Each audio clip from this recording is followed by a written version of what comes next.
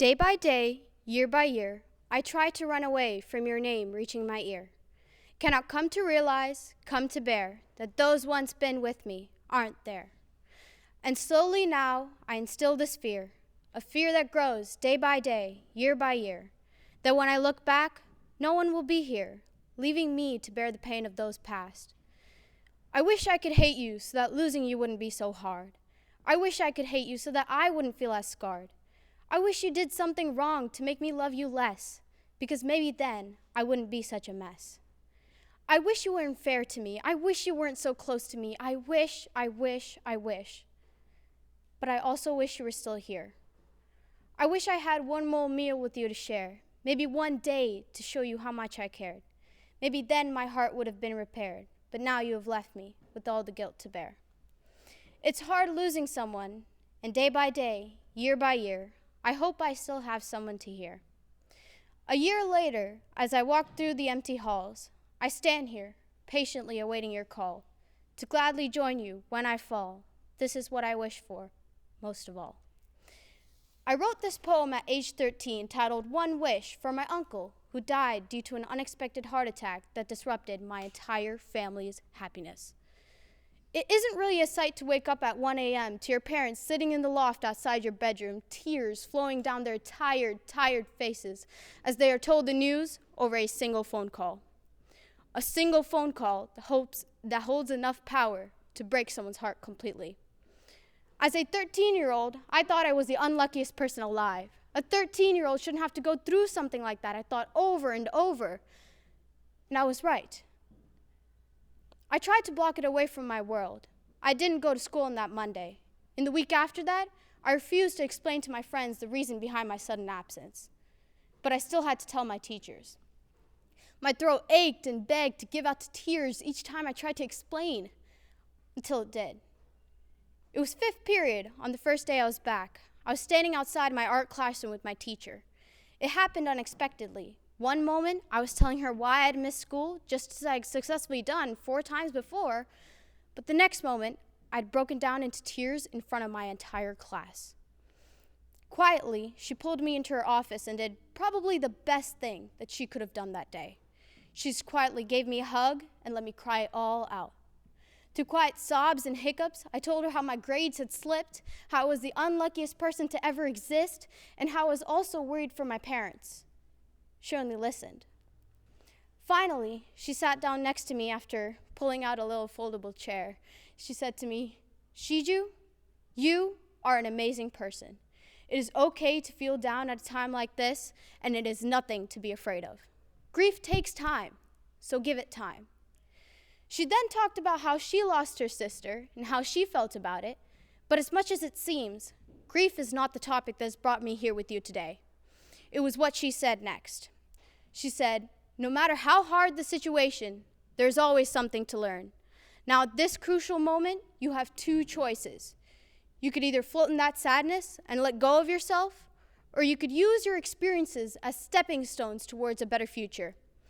Remember, it isn't your experiences that define you, but your decisions and how you react." Think about that. It isn't your experiences that define you, but your decisions and how you react. Well, ladies and gentlemen, that is the very same topic that has brought me here with you today. Hello, my name is Kumar, and today we'll be discussing the very ink that writes the stories of our lives, our decisions. Anyways, back to the story. I didn't think much of what she said after that day. Actually, I didn't think about it at all, until I was faced with an English assignment almost 2 years later. My 9th grade English teacher had assigned us a writing prompt that was supposed to be self-reflective. I'm usually pretty good at those, but this one seems to stop me in my tracks. The prompt was, "What defines you?" Define you. Define you? What does it mean to define me? I was quite confused as to what it was asking me, but I sat there for quite a while, and I considered the possibilities. Define me. Maybe, I thought, maybe I'm defined by my titles and how others see me. Okay, well, to others, I'm an extroverted, slightly annoying 9th grade Indian girl. To others, I'm an immigrant, a student, a tutor. I'm a sister, a daughter, a friend, an enemy. I hold all of these titles. But to define me? No, that definition doesn't seem quite right. Okay then. What if, I thought to myself, what if I'm defined by my capabilities? Okay, I am a pianist, a writer, an entrepreneur, and well, today, a speaker. But no, that definition doesn't seem quite right either. Oh my God, I was so confused. How can one simply put the definition of a person into words when there are years upon years of chapters to their lives, when there are still pages yet to touch the ink of experience of time? Isn't define just putting a label on someone? I mean, it seems like a simple question, only 3 words, what defines you, but it sent me into a spiral of doubt and left me with no words to write. So I did the best thing I could think of, and I closed my laptop. It's okay, I thought to myself. We'll think about something the night before it's due. So that night, I went to bed with a puzzled mind and a blank assignment. That night, though, I had a dream. And it was a dream reliving an event that had happened to me almost 2 years ago.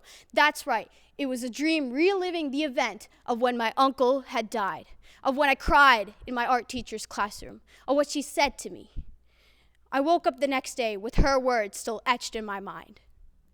The more that I continued to think about it, though, the next 2 days, the more that I saw how it reflected in my own life.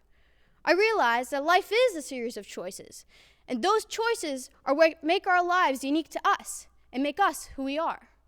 We are defined by our choices. It was only at that moment, ladies and gentlemen, on that Sunday night, that I finally realized that my English assignment was due. But it's okay, though. I had nothing to worry about. I had already found my answer. I realized that the pages of our stories are not filled with the ink of our experiences, but the ink of our choices, shaping the narrative of our existence. I want to leave you here today with one wish. A wish for you to be there for someone who needs it today.